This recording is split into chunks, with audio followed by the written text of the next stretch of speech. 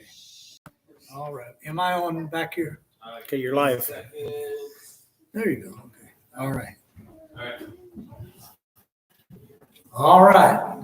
Yeah, it's on. Good. Okay. Good evening, everyone. And so we're going to, if you got one here, go on to 2 Chronicles, chapter 8. Sunday morning, 10:30, we'll be having services. And also at 7 o'clock on Sunday night. We've got some new stuff coming in. We got a new camera televising. It'll just be on YouTube, and the quality should be better. We're trying to get a new internet in here. I understand that we've had some problems. The internet is messing up. And so anyway, hopefully next week sometime we'll get the new internet in. So anyway, a lot going on and exciting stuff. I like that. And so again, try to be here Sunday morning. I pray that people start coming out, and we've got enough room to segregate, I guess you might call it. And so let's go to chapter 8 of 2 Chronicles. And of course, we're dealing with Solomon here. He's finished the temple, and then he had his prayer and dedication, and then God responded. Before we get started, all right? Father, again, we do thank you for your goodness, your mercy, and grace. We just appreciate all you do for us. We just appreciate the ones that are here. Thank the ones at home that not starting to make it out yet. I pray they'll start coming out. But bless them, Lord. And we just thank you that people are watching, and that's a blessing. And so help us tonight. We need your help. We just think of the guys over east working today that they'll be in Friday afternoon to keep them safe. And again, just goodness. Verse 1, and it came to pass at the end of caused the children of Israel to dwell therein them. And so now Solomon, basically, when you look at him, he was known for building. Like I said, 20 years, he was building the Lord temple, his own house. Then he built a structure for the daughter of Pharaoh, which was basically his favorite wife. And then he built, we'll see that he built many more structures through Israel, but he was known for his building. Now, his dad was known for war. David was a man of war, known for that, but Solomon did much building. And so, again, in verse 2, the cities which Hiram had restored to Solomon, Solomon built them and caused the children of Israel to dwell there. And Solomon went to Hamath, Zobab, and prevailed against it. Now, that's a strange thing. This is the only place I could find he just did it. And now, so no details are given about the battle. It just happens. I guess if you wanted to compare it, it'd be like maybe the battle of Gog and Magog in the book of Revelation. You know, there's just a battle there, and they come against them. So, but anyway, that is a battle that he does fight, and he wins, and that's the only one we know of. So he wasn't a man of war. He was, and of course, again, David was. God said he was a man that had blood on his hands, and from the wars. And then verse 4, and he built Tadmor in the wilderness. And I notice again, all these places that Solomon built. And remember the other nation that was furnishing all the timber for him. I mean, think about this, man. I mean, he built a lot of stuff. And he built Tadmor in the wilderness and all the store cities, which he built in Hamath. Also, he built Beth Horon, the upper, and Beth Horon, the nether, fenced cities with walls, gates, and bars. He's known for building. Well, you say, well, wasn't Solomon in that time a time of peace? Yeah, it was. But he was always preparing for war. I mean, he built these cities. He built walls around them. He built artillery. So I don't know if he done it for the sons or not, but he still built, and a lot of it was for war, if there was to be war, yet he never had it in his day. And verse 6, and Baalath and all the store cities that Solomon had, and all the chariot cities, and the cities of horsemen, Jerusalem and in Lebanon, throughout all the land of his dominion. And again, it's just amazing what he did. As for all the people in the land, whom the children of Israel consumed not, them did Solomon make to pay tribute unto this day. Now also he was, they were used in a lot of the labor. We'll see that actually done the building, because all the Israelites and everything. And so you can look at these where it talked about here. This kind of took place in the book of Judges. They were told to go to, and remember, all these people left there, that they were told to kill all of them, and they didn't. And the same thing happened in the book of Judges. They were told to go and kill all the enemies, but they didn't. They compromised. They killed enough of them to control them, and then they made servants of the rest.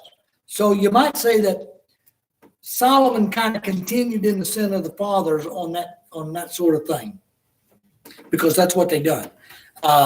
They took them as slaves. And then verse 9, but the children of Israel, now here it is, did Solomon make no servants for his work, but they were men of war, and chief of his captains, and captains of his chariots and horses.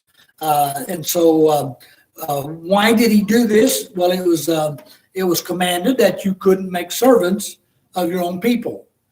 So Solomon obeyed that part of the law, and part of it he didn't. He didn't kill everybody, but still he didn't make servants of his own people, which he's breaking the law and he's keeping the law.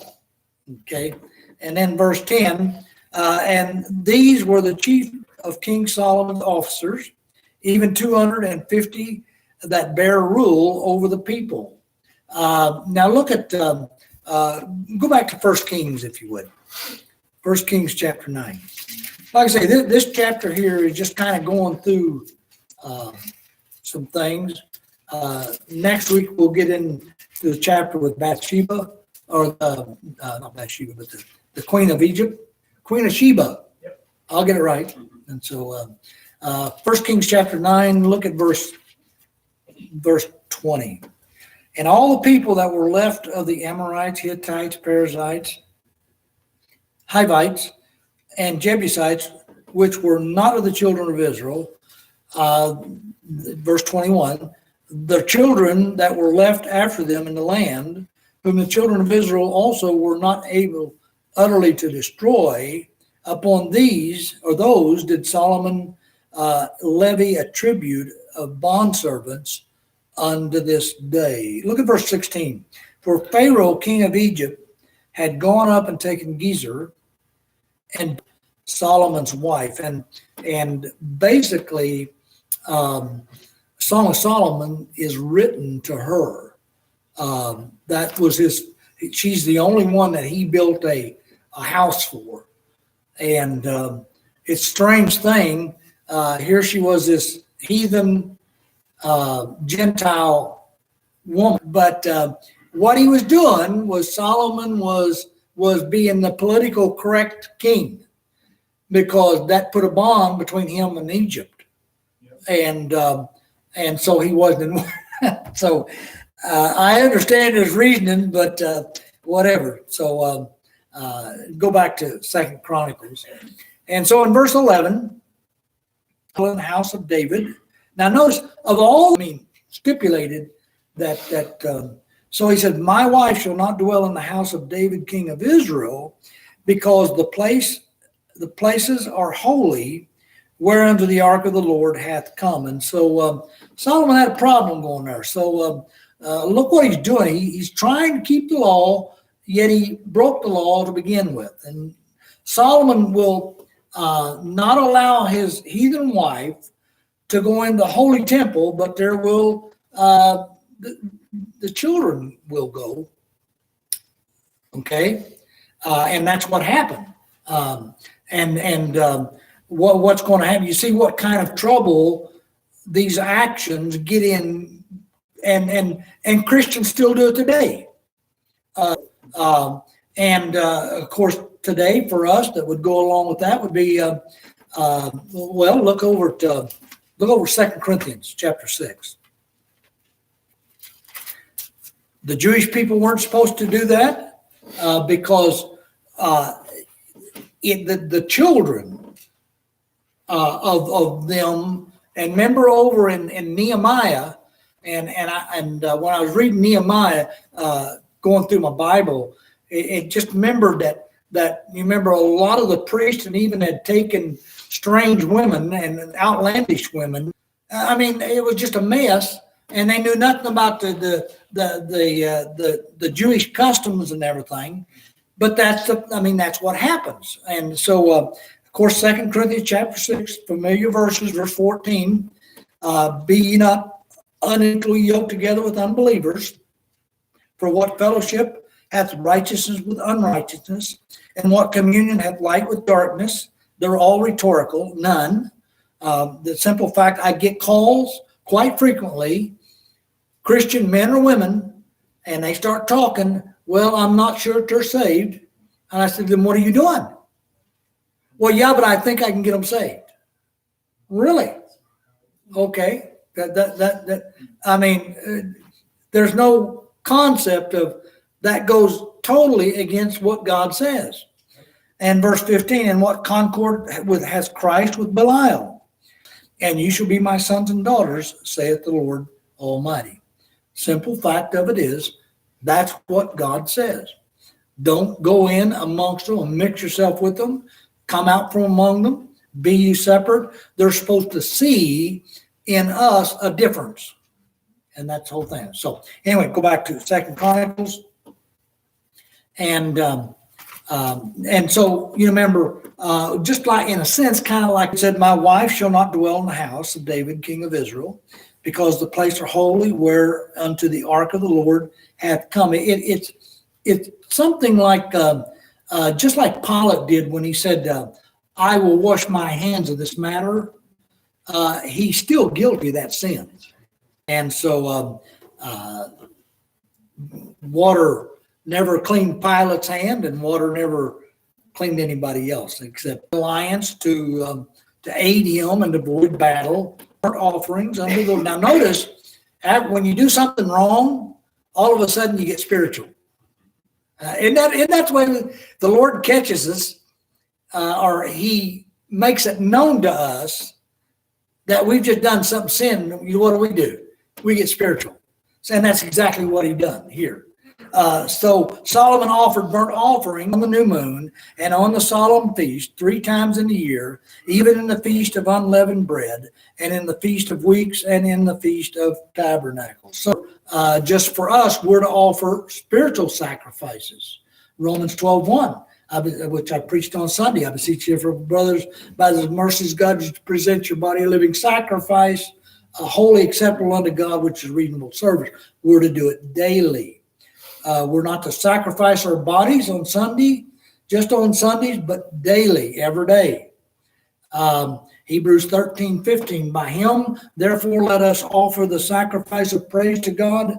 Continue in verse 14, and He appointed according to the order of David his father, the course of the priest to their service, duty every day to praise and worship our Savior and give our spiritual sacrifices.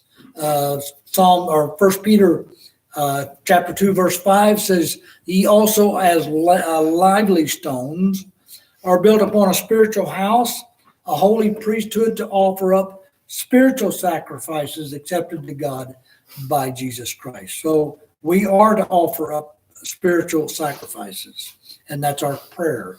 God says it's a sweet incense. It's a sweet smell to Him. In the Old Testament, it was the burnt offerings that He enjoyed, but now it's the prayer of the saints. And so then in verse 15, and they departed not from the commandments of the king unto the priest and Levites concerning any matter or concerning the treasure. Now all the work of Solomon was prepared unto the day of the foundation of the house of the Lord, and until it was finished. So the house of the Lord was perfected. or completed. Then went Solomon to Ezon-Geber and to Eloth at the seaside in the land. So again, that's because Chai said about this event. Look at Matthew chapter 12. Now, remember, we're going to be talking next week about the Queen of Sheba. And did Christ put his stamp too? Says the Queen of the South. Now, notice it was a limit for she came from the uttermost parts of the earth to hear the wisdom of Solomon, and behold, a greater than Solomon is here. Now, of course, Solomon was a type of Christ there, okay? And we have a Gentile woman, queen, coming up. And so kind of the doctrinal thing of it. Not only did this woman live, that's a strange thing. She will rise up and it's a resurrection, okay? And be part of a judgment of the nation of Israel, probably at Matthew 25, the judgment of the nations, okay? And so Christ put his stamp of approval on this thing that going to happen, that we'll get into next week.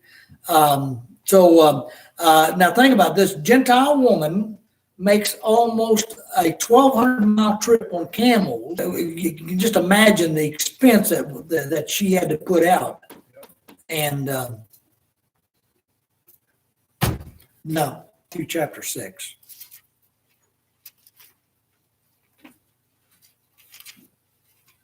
I mean, the reason he said that she'll be standing in judgment, and they were talking to them Jews at that time in Matthew, is because if they go back and study it, the expense that she went, and here Christ was before them. And why take ye thought for raiment? Consider the lilies of the field, how they grow, how they toil not, neither do they spin.